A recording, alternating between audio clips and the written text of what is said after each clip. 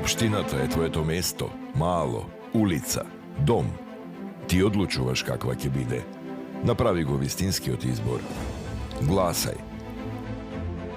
Локални избори 2025.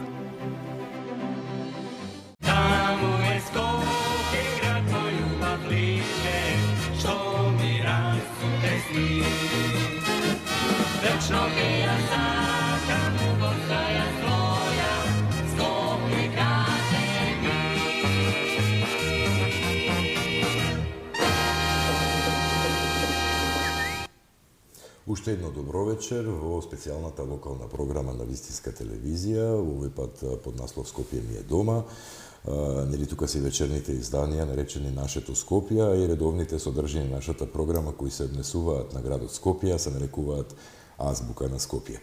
Како скопска, баш скопска, градска и регионална телевизија, Вистинска телевизија овие локални избори преку специјални програми представува колку што е тоа технички, теоретски можно, а во рамките на и законските рамки, да представи дел од кандидатите на локалните избори. Терминот во 18 часот и 15 минути, денеска малку и доцниме, е резервиран за представување на кандидатите за градоначалник на градот Скопје.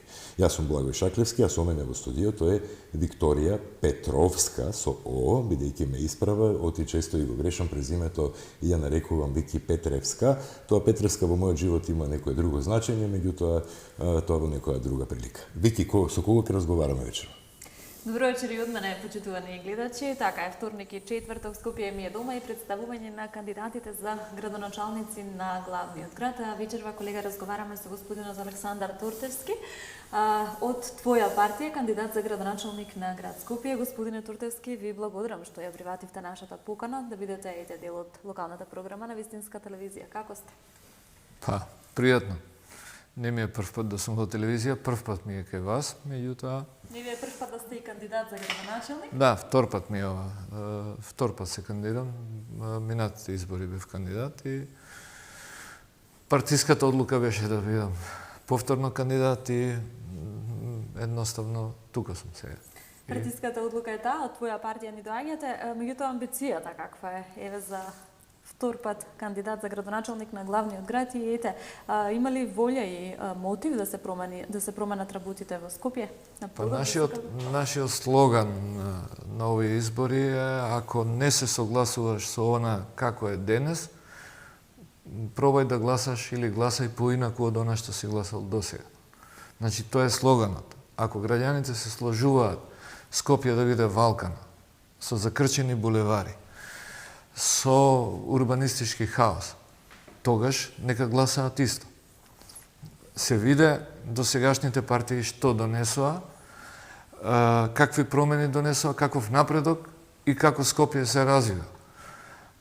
Од овие што досега имале шанса, видовме што можат.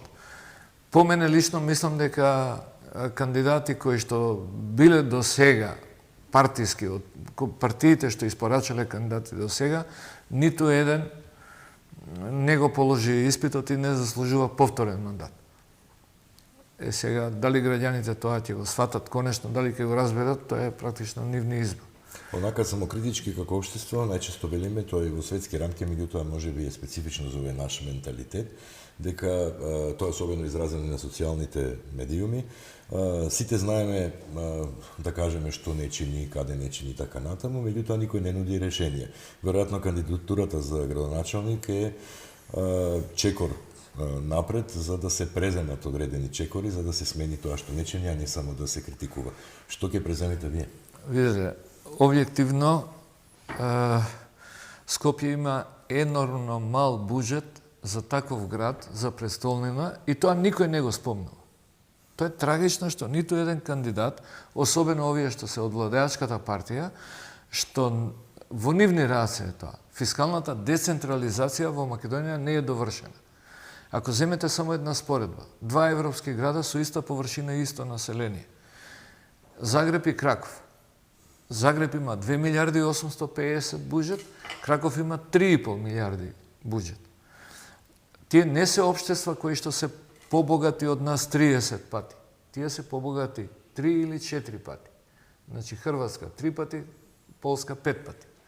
Меѓутоа, по таа логика, ако го задржиме тој сооднос, Скопје треба да има 800 или 900 милиони евра буџет.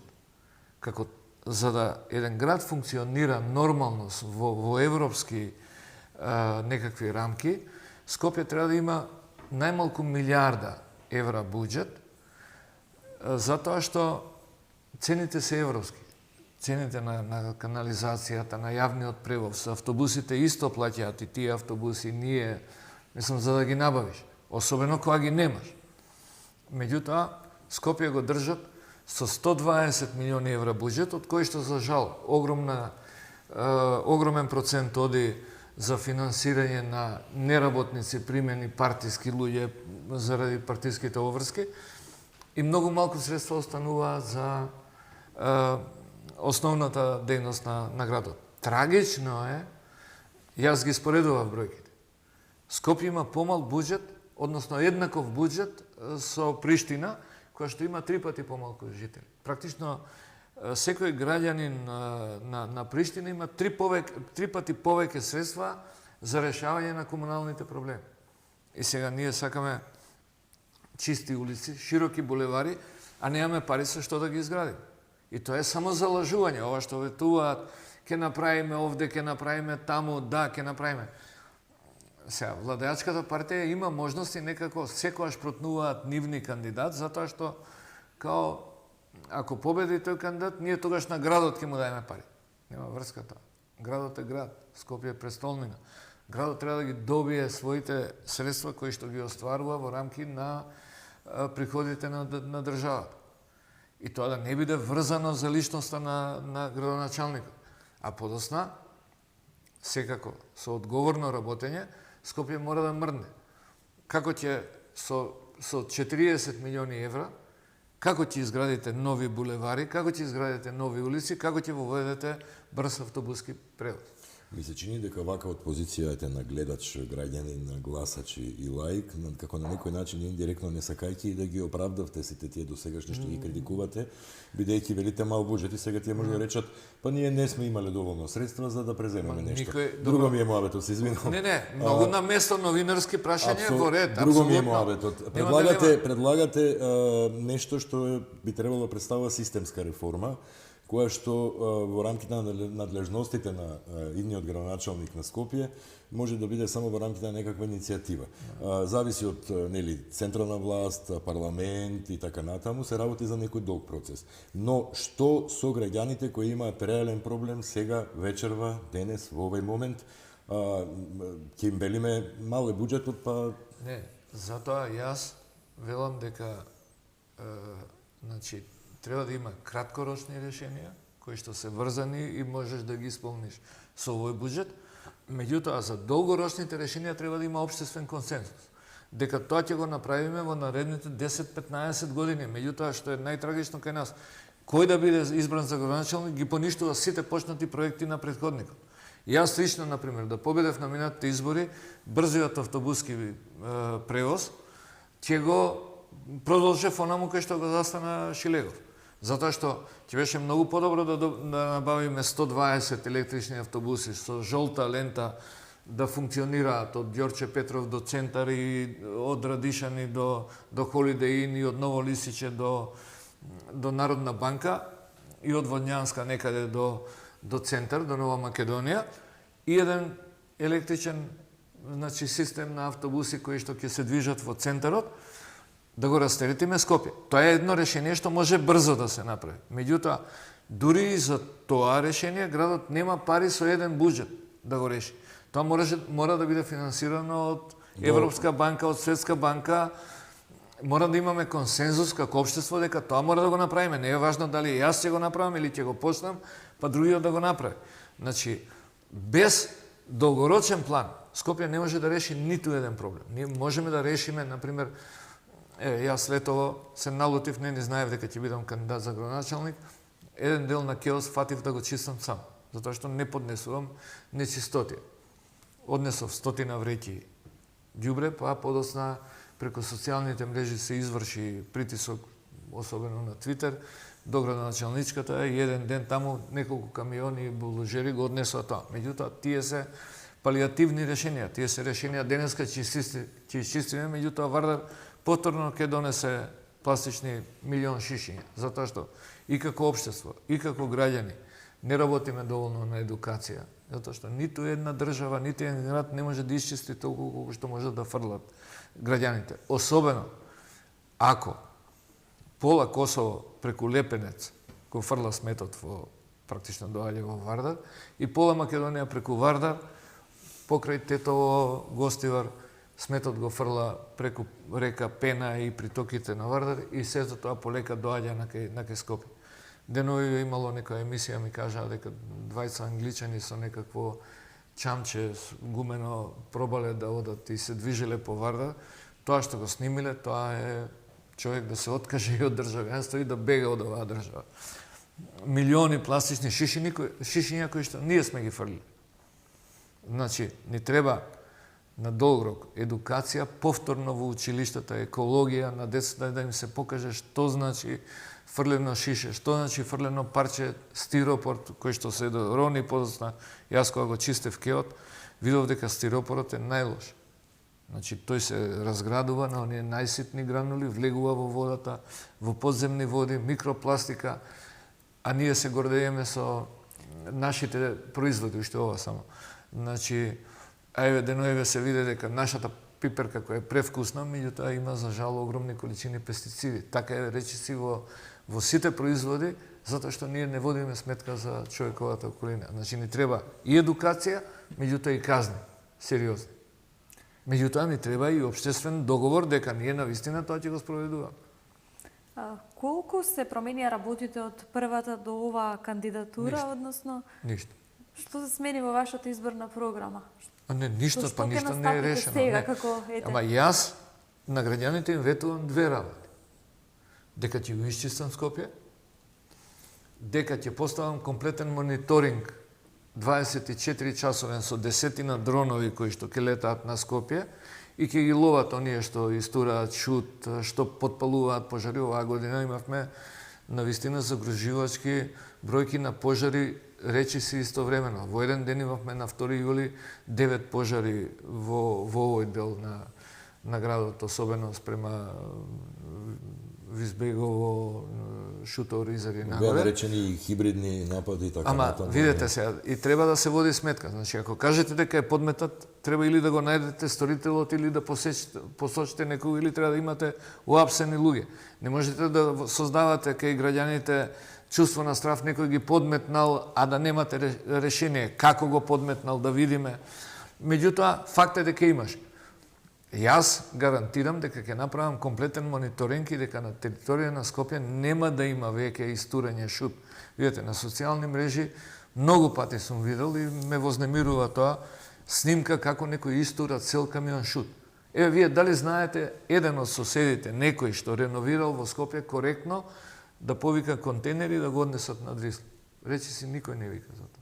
Вика камион кој што го носи ѓубрето, не знае кај го истура во Маркова река, го истура во Серава нагоре, го истура во некои ниви, за да се заштитат 500 денари. Толку е разликата меѓу фрлањето во организирана депонија на Дрисла и во фрлањето во река. Меѓутоа, штетата... Капацитетите дека се доволни, бидејќи обично велат дека за нешто да се казнува, треба да се обезбеди соодветна алтернатива.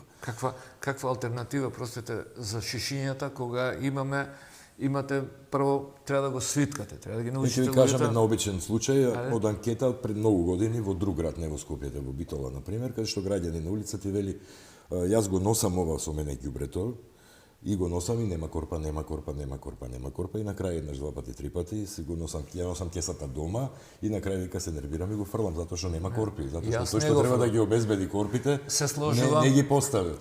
Во смисла истото и за паркинг.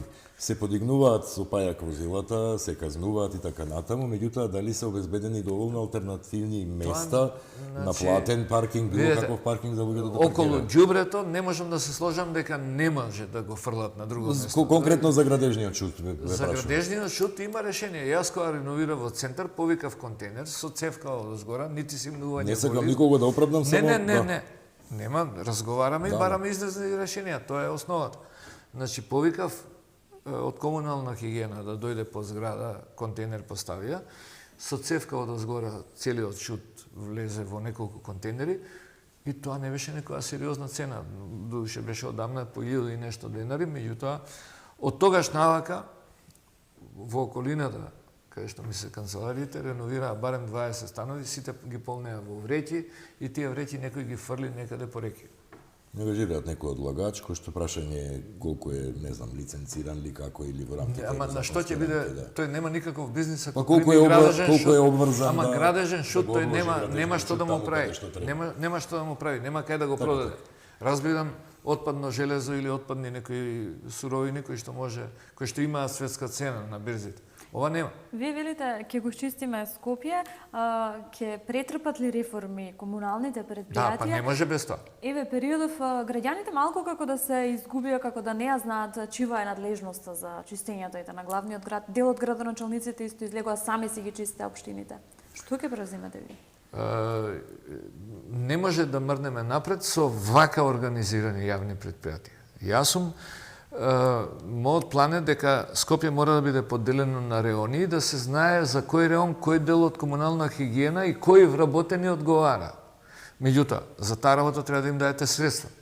Не може сега ако еден камион не стигне денеска или тој не стига во цело Скопје, мора да има точен план, да се знае. Тоа точно се знае која населба, која улица, колку ѓубре средно продуцира. Значи, мора да се знае колку луѓе ќе работат, колку возила, мора граѓаните да знаат во кое точно време ќе стигне камионот, да го изнесуваат и граѓаните мора да учествуваат тука.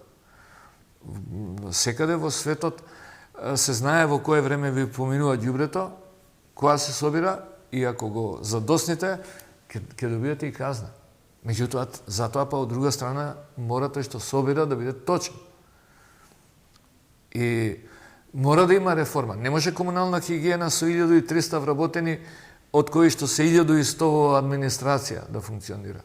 Мора да биде обратно. 1100 да бидат на улица, меѓутоа мора да има средства, мора да имаат камиони. Тој што собира смет мора да биде повеќе платен од оној кој што седи и исредува некакви харти или ги испраќа сметките и да се знае за кој дел кој одговара. И ако не, мислам, оној кој што ќе добие одредена територија од градот да го чисти, оној дел од предпријатието или ова ќе ги издвоиме, па ќе им го шириме нивната надлежност и ги наградуваме финансиски, а на другите ќе им ги одземаме надлежностите во тој дел. Значи, мора да има и мотивација, мора да има и казни.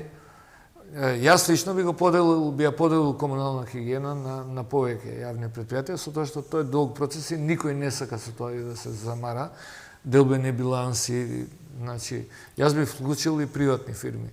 Така, веруваме дека чистотата и хигиената во главниот град зазема можеби малку поголем дел од вашата изборна програма, меѓутоа што е со оние други сегменти, еве ќе споменеме овде урбанизацијата, која е вашата визија за градењето во Скопје, за градењето мора да биде регулирано и мора да имаме општествен консензус, јасен план во Македонија во наредните 30 години како ќе се развива Скопје. Као што после земјотресот, Југославија и целиот свет, не беше тоа само југословенски процес, процесот на реобнова на Скопје го доделија на најеминентните европски архитектонски куќи.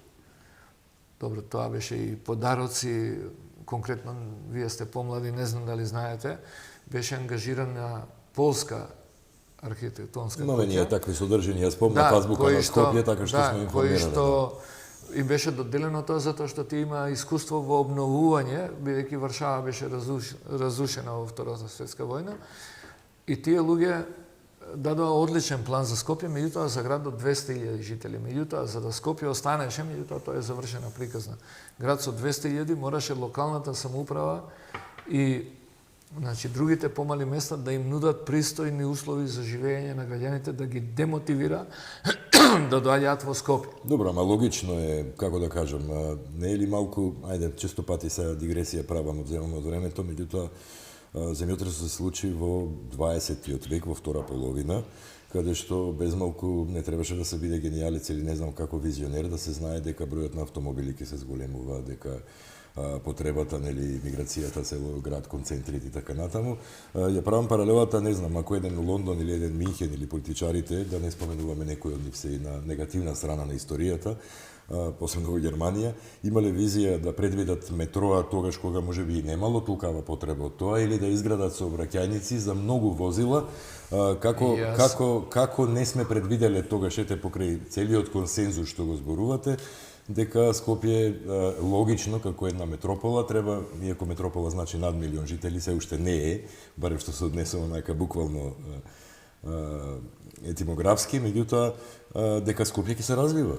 Да, меѓутоа ние подоцна сме ги искривиле тие параметри кои што ни биле поставени. Или сме се изненадиле, требаше да има 200.000, а каде сега толку многу? Добро, некаде Скопје било замислено тогаш за 300.000 жители, меѓутоа реалноста е таа, сега Скопје има преку 600.000 жители, така што, значи, да одговорам на вашето прашање. Тоа не можам јас, како поединец, за еден мандат да го направам. Прво, ние направивме многу грешки. Например, урбанистичко планирање, ние дозволивме да прават приватни фирми, приватници. Тој веќе има негова градежна фирма која што се занимава со градба, а бизнисот во тој дел највеќе се реализира ако одреден регион кој што не е предвиден за градба го предвидите за градежен регион. Во Скопје не постојат веќе населби за семејно домување. Семејно домување е некаде во ваша околина предвидено порано, меѓутоа веќе гледам стамбени згради. Значи, сте виделе во Америка како има куќи кои што сите се исто оддалечени од улицата и тревата не смее да му надмине никогаш 4 сантиметри, затоа што на 5 сантиметри веќе викаат фирма да му коси и да го казнат. Меѓутоа, значи, имате делови на градот каде што има облакодери, јас сум приврзаник на тоа, приказни за мали деца во Скопје дека не може да има облакодери, може во Тајван и во Јапан, кои што се најтрусни подрачја во светот, да има облакодери, меѓутоа, при градските населби, каде што доаѓа воздухот и проветрувањето на градот, мора да бидат за семејно домување 5+2, максимум 9 метри. Еве, јас конкретно сега во Краков нешто, имам таму нешто, некои контакти гледам, таму никој не се обидува да гради во тие населби, нити има шанса некој да ви даде дозвола над 9 метри. Значи, тоа е два спрата и подкров е максимум, меѓутоа и тоа не го дозволуваат. Значи, ви имате пржино каде што градоначалникот поранешен предходно, па и сегашниот, значи, дозволија меѓу 4 оние бараки поранешни да никне една зграда, двајца ја продале бараката и сега тука има зграда 10,5 метра, па направил уште подкровје, па уште едно до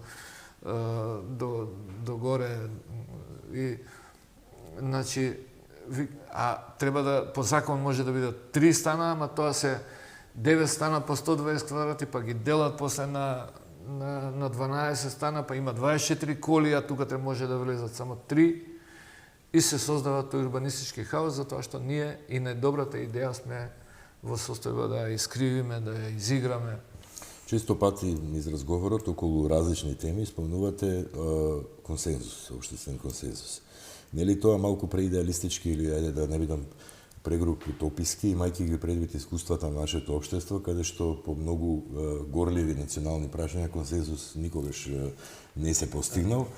И нели треба да размислуваме во рамките на можното, тоа ми е моја. Значи, дали има некој во оваа држава што нема да се сложи дека треба да го исчистиме, например, Вардари, да не фрламе во Вардари ѓубе. Значи, да ги едуцираме децата небитно од со тоа декларативно сите сме сложни, ама добро де, во пракса е малку меѓутоа тоа треба да влезе во училишта, треба да влезе и во верските објекти, да ги учат децата да не фрлаат, затоа што сега, значи, веројатно луѓето повеќе се плашат од Бога отколку од полицијата. Значи, да ги едуцираме на сите начини младите, а старите да ги казнуваме кога ќе фрлаат. Тоа е општествениот консенсус. Не е сега, ама зошто во нашето село казнувате, а не го казнувате другите. Сите да ги притискаме околу тоа. Општествен консенсус, дали има национално, дали е тоа национално, е верско прашање, например, проточноста на сообраќајот.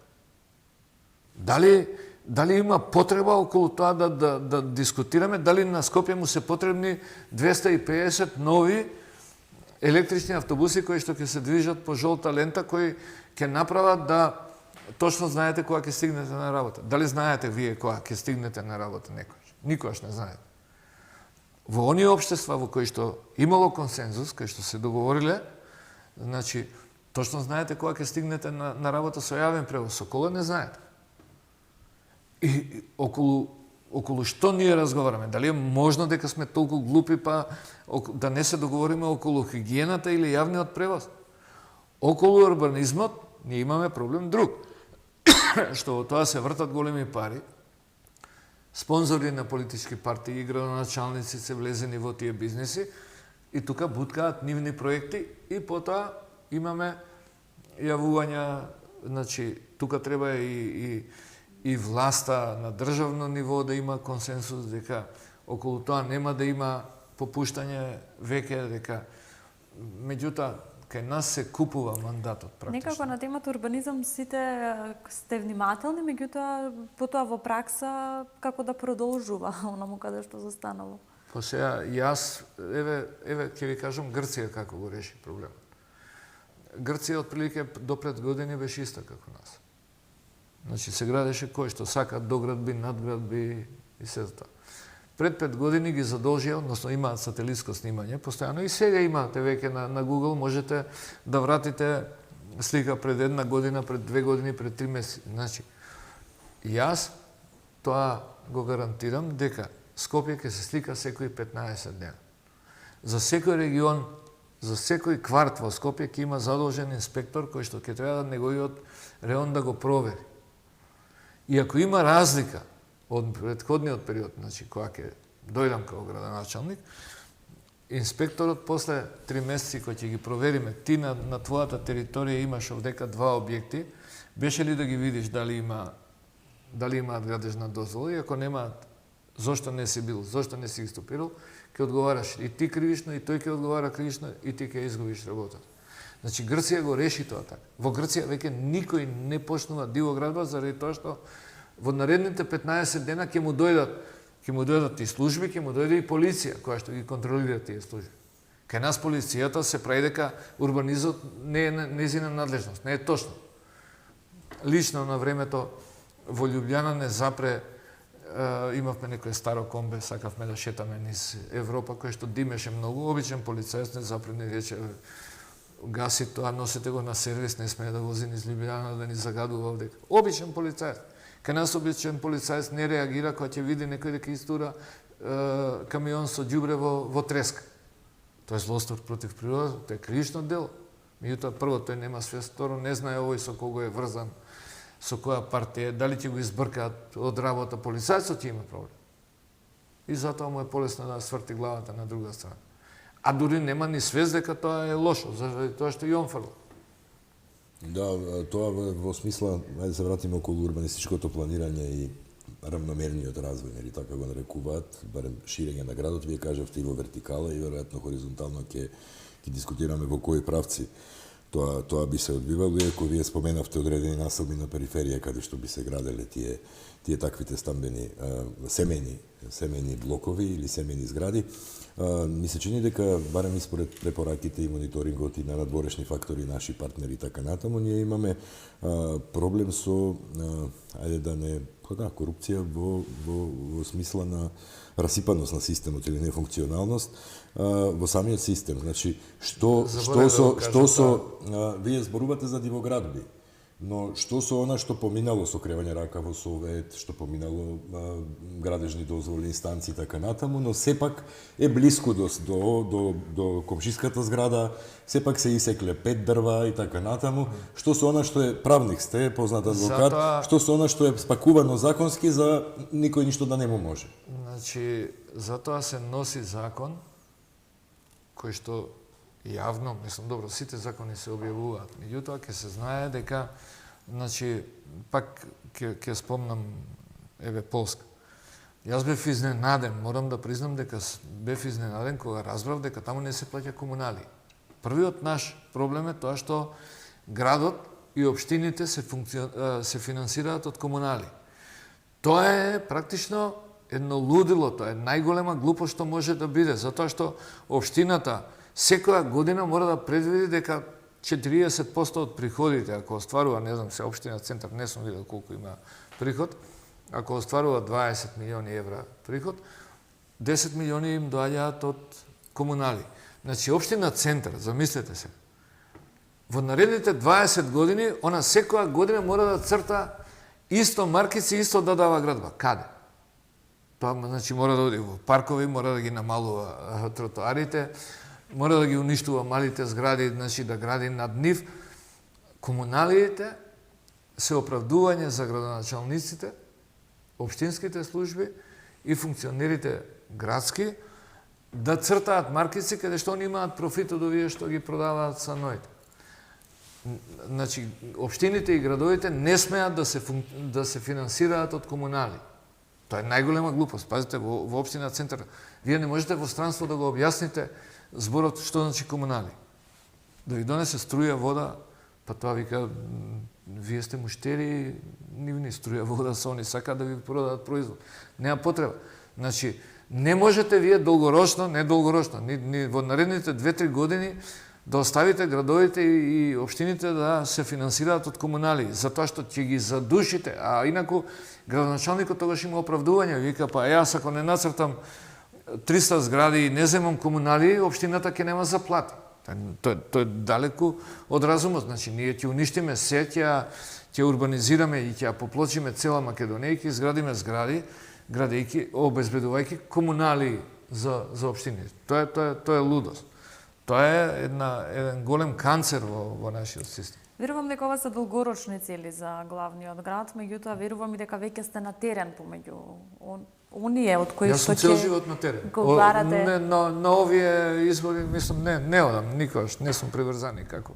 Мислам дека доволно ме знаат луѓето, не одам на терен, што се комуницирате со граѓани, со комуницирам секако, ама не носам кеси со подароци као моите конкуренти што одат од врата на врата, па носат кеса пред се човек, каманати ајвар за секој случај или парче сирење. Не носам, тоа ми е под моето ниво. Не одам ни по врати да им објаснувам дека ќе има ред, дека ќе има хигиена, дека ќе има значи долгорочен план. Значи јас можам да гарантирам дека во мојот мандат Скопје ќе биде чисто и дека ќе ги набавиме тие автобуси. Значи ќе го растеретиме градскиот превоз, мислам градскиот сообраќај на неколку начини. Прво, на влезовите во Скопје ќе направиме големи, во Скопје се влегува од 3 места. Значи од Тетово, од Куманово и од Велес, практично. На тие страни ќе има по еден огромен паркинг, каде што ќе биде последна станица на електрични автобуси, кои ќе биде точни, ќе се движат по жолта лента.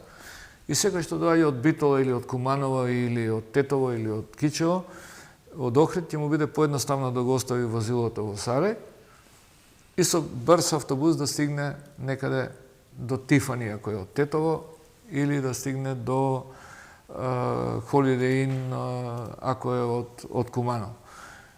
Во тој дел ќе се обраќаат автобуси, помали, електрични, и секој ќе знае кога ќе стигне.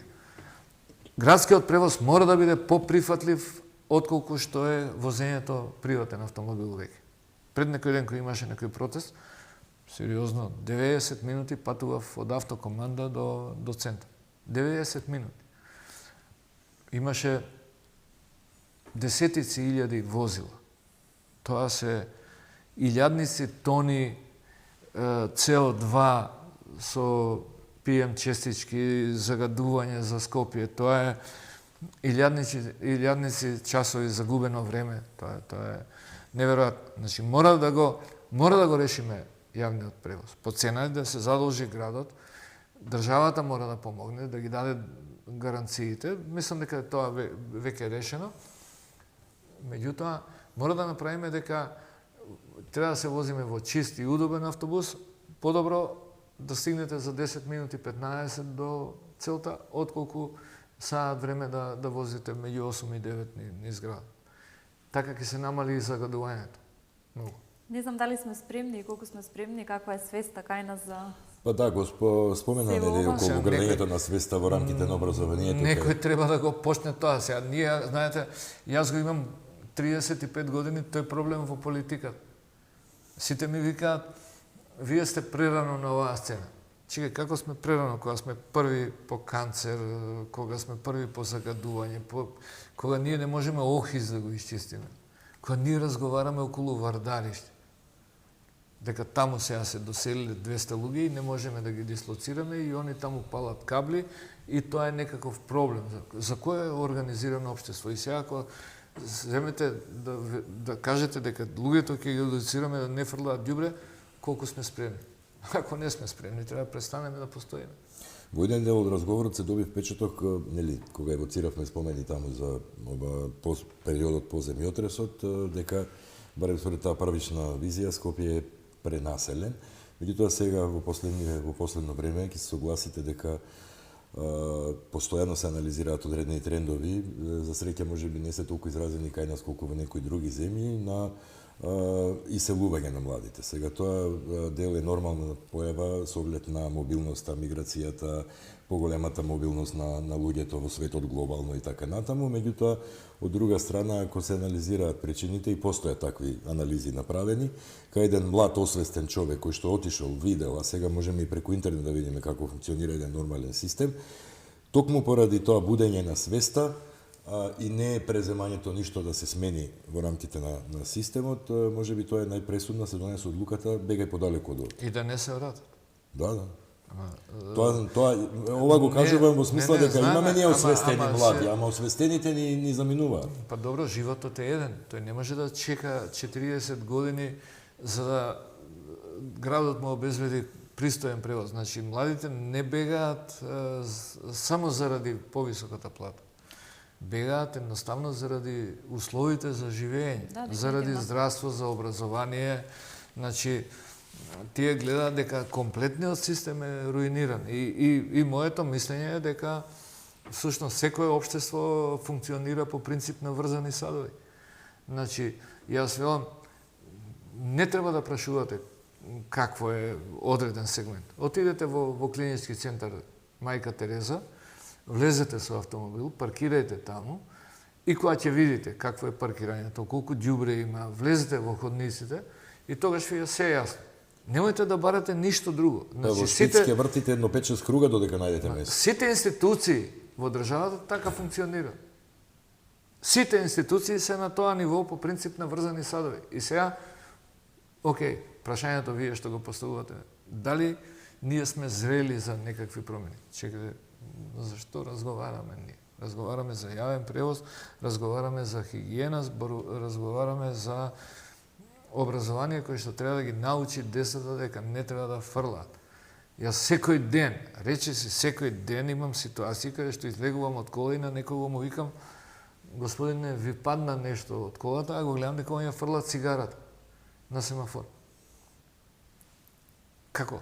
Зошто да не го казниме 100 евра или да му даеме 500 метри од кеот, да го чисти еден месец, да го направи таму стакло и ако има едно ливче, ќе му се продолжи за уште еден месец. Па Парис Хилтон судијата ја казни 40 дена да го чисти, да чисти плажата, или 6 месеци, не се сеќавам колку беше во Мајами.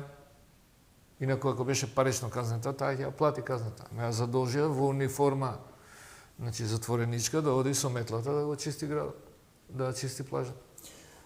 Го направи воведов со младите и обично и другите кандидати нели во своите програми го одделуваат аспектот проблемот на младите како посебна целна група. Сме се шегувале и дискутабилно е што спаѓа во категорија млади, особено во наше општество.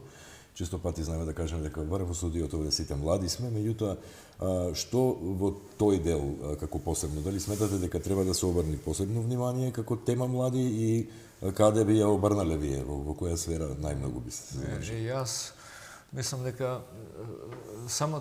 самото ова прашање ги подценува младите.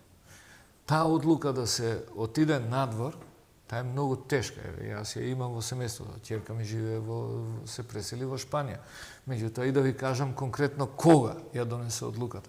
Кога ги секоја јаворите кај Бристол, тоа и беше последниот ден практично кога таа се уште беше во Скопје. Утредента веќе одлучи дека треба да се сели, да иселете, да исечете јавори кои што биле посадени тука 50 години во центарот на градот, да ги исечете за да изградите зграда, треба да сте далеко од умот.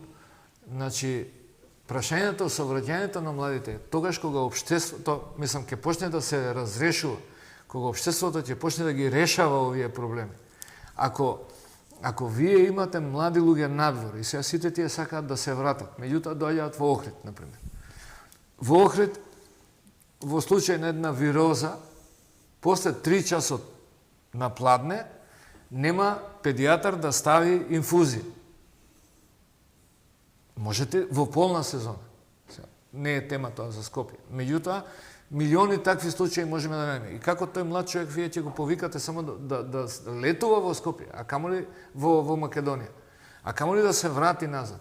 Значи, процесот на враќање евентуално ќе почне кога ќе почнеме ние да го подкреваме нивото, да намалуваме разликата со овие системи каде што отидоа младите. А ние не го правиме тоа. Ние замижуваме на септички јами. Пред некој ден имаше на Твитер една овдека за Чаир, каде што жителите на Чаир покажуваа како изгледаат во нивните дворови, значи шахти, некои полни со фекали, значи најгусто населена општина во држава, значи која по многу параметри потсеќа на Газа.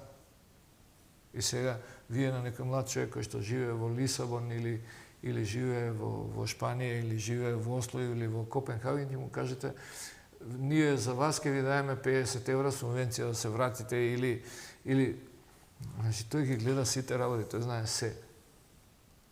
Едноставно, ако не изградиме општество што ќе биде приближно, кое како развиените, онаму каде што одат младите, ние немаме шанса да ги вратиме.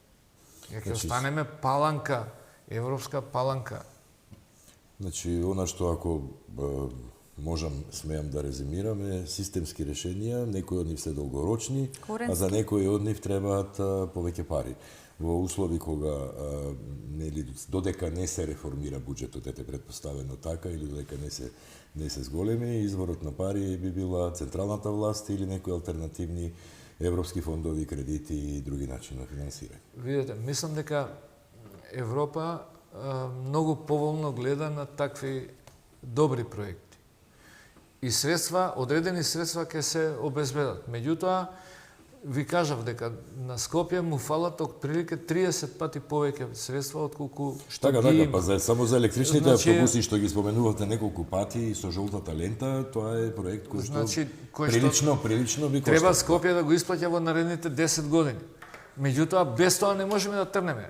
Не можеме да тргнеме напред исто со ова, ако еден посериозен дожд во Скопје ќе донесе 5 милиони пластични шиши.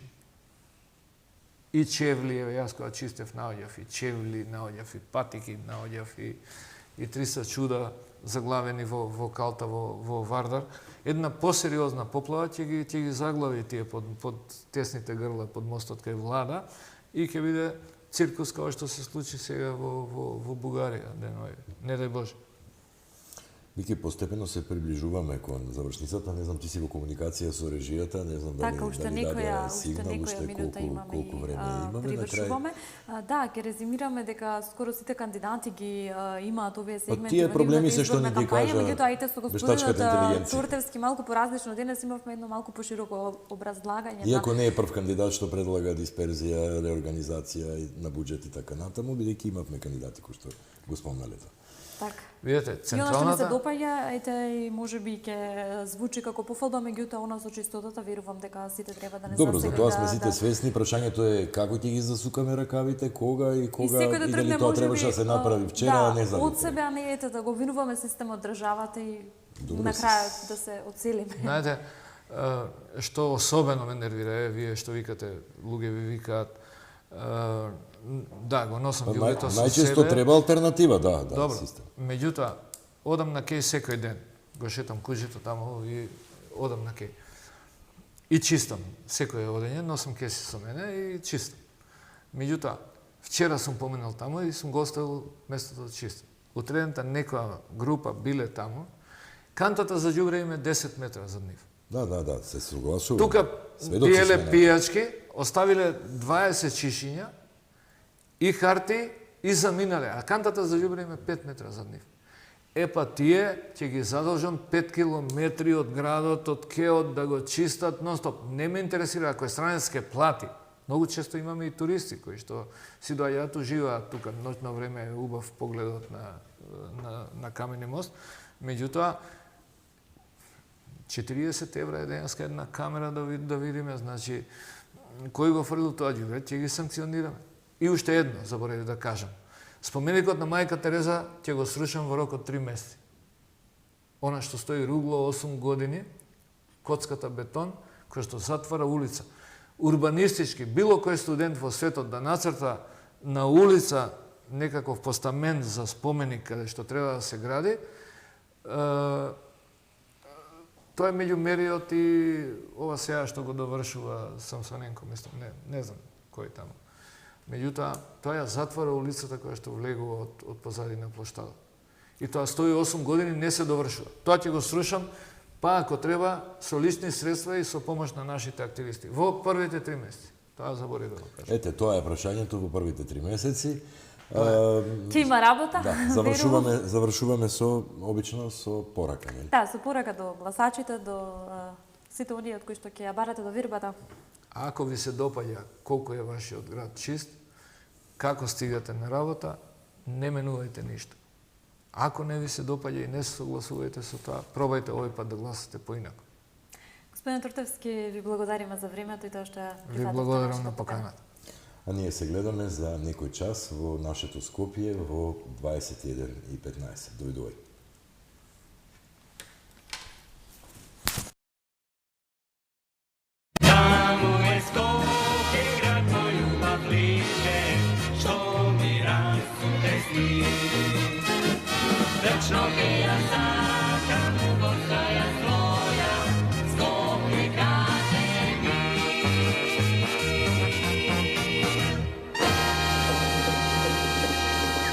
Општината е твоето место, мало, улица, дом. Ти одлучуваш каква ќе биде. Направи го вистинскиот избор. Гласај. Локални избори 2025.